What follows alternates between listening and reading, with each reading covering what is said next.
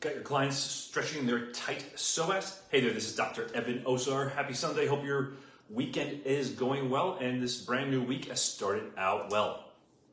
This coming weekend at the DC AC Fitness Conventions event, Janice and I will be there. So if you're there, stop by and say hello. We're talking about the psoas and glutes, and actually this link between the psoas, the diaphragm, as well as the pelvic floor. Many of our clients present with tight hip flexors. One of the most common reasons is not a tight, short psoas. It's actually they have a suboptimal strategy for using their anterior chain, including their abdominals, as well as their hip flexors, including the psoas. If we think about the functional anatomy of the psoas, it helps to explain why the psoas usually isn't tight and short. Because if the psoas was tight and short, a lot of our clients would be walking around like this, because that's what the psoas does, is it compresses the lumbar spine. So it actually will increase the lumbar lordosis and along with the other hip flexors, because it doesn't attach to the pelvis, so it really can't change the pelvic alignment very much. And if anything, I should say, it does attach to the pelvis, but it actually attaches to the front side of the pelvis. So if anything, it will pull the pelvis into a posterior tilt, not an anterior tilt like we've all been taught. However, most of our clients aren't walking around like this. In fact, most of our clients, especially our clients that have chronic hip issues as well as low back issues, they're actually in posterior pelvic tilt.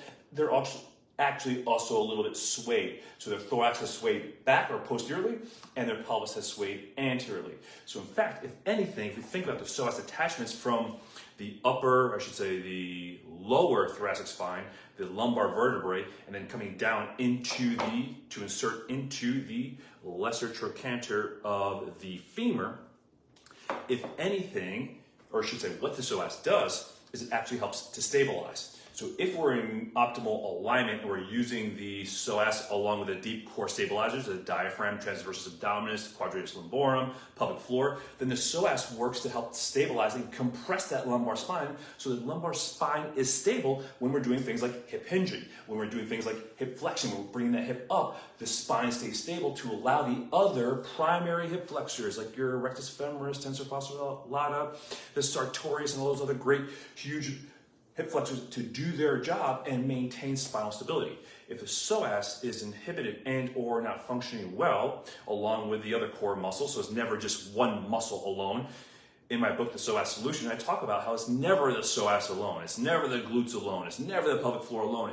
It's usually the suboptimal strategy that causes issues. But your client will, as they go into hip flexion, they'll go very quickly into that posterior pelvic tilt and that lumbar spine flexion, because they don't have stability through their core to maintain the control to actually perform hip flexion. Similarly, when they go into hip extension, if they don't have good core control, you'll see them go into anterior tilt very quickly. So, what about that tight psoas? Why do clients feel like they're tight? Well, one of the reasons why is they feel tight right here. They feel tight on the outside of their hip. Usually they'll point to this area right here. That's not where your psoas attaches. That's not the psoas at all. That's actually your tensor fasciae lata. So if you think about why they feel tight, it's like a rubber band. So we think about the hip flexors. If you go, let me put this down just a little tiny bit. If you go into posterior pelvic tilt, okay, and or anterior sway of the pelvis, well, if you look at this rubber band, the rubber band starts to stretch. Well, we have these structures inside our muscles called mechanoreceptors or stretch receptors and our fascia. So these structures are inside the fascia, the muscles, the tendons, the connective tissue, the ligaments, joint capsule.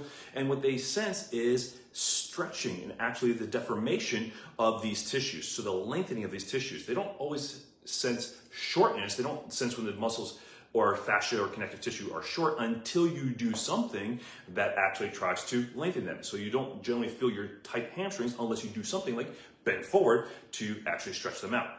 So a lot of our clients are not being most of us, I should say, not just our clients, most of us aren't very sensitive to where we actually are short and tight unless you're doing some length assessments to assess that.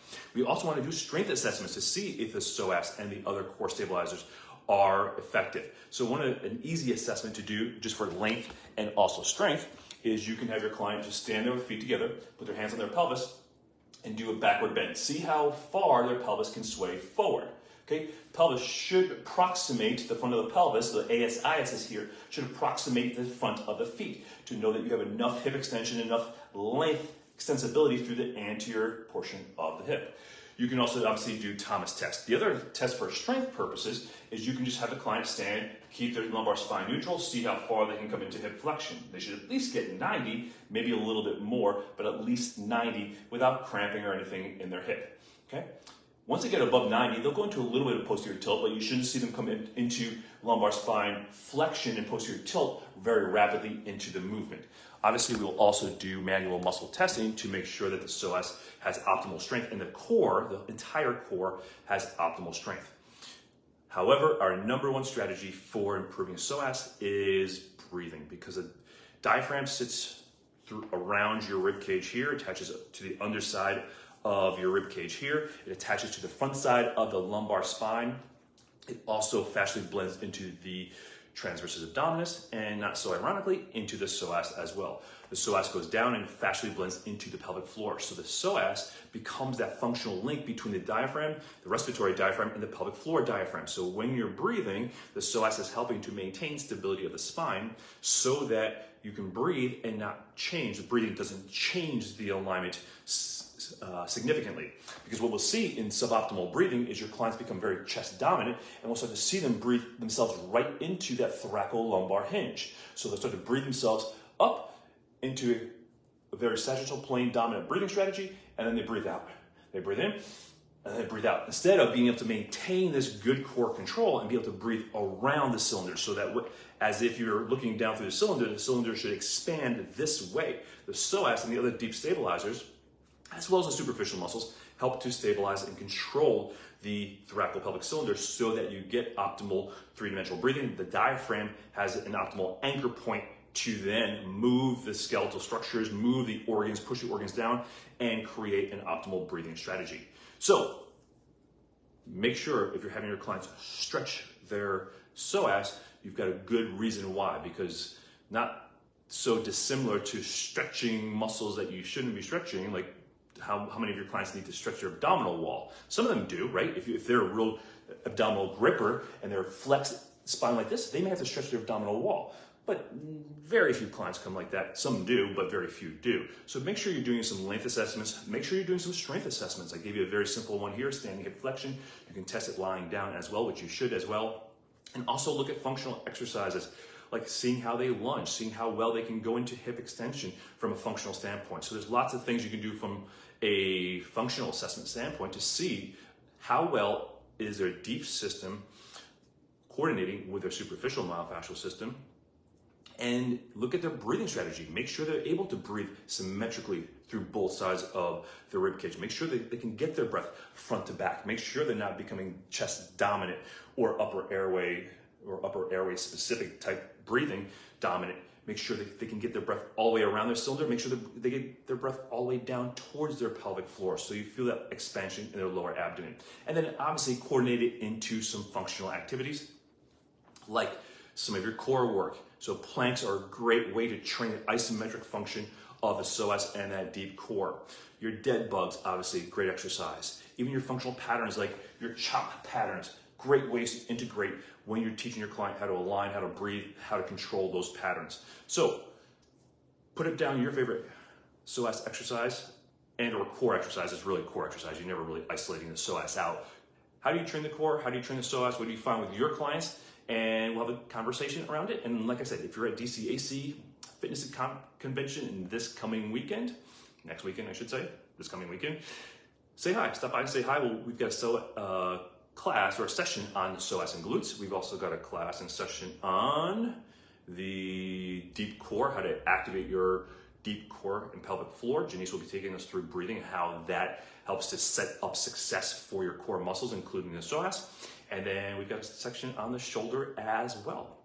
And we have a brand new integrative movement specialist certification program starting up this fall. I'll put the link next to this video or along with this video, so check that out if you're looking for more information about how to apply functional anatomy, how to apply your assessments, how to use this information sort of select the best corrective exercises based upon your assessments and your knowledge of your functional anatomy, your biomechanics, and your motor control, and then how you integrate this into the programs that you're already using with success. Check out the program. It's an interview process only, so make sure that you are a right fit for us and that we're a right fit for you as well. So reach out if you have any questions, and we look forward to seeing you in that program if you decide it is right for you. Hey, thanks for watching. Thanks for being a part of our community, and thank you for allowing us to be part of your community.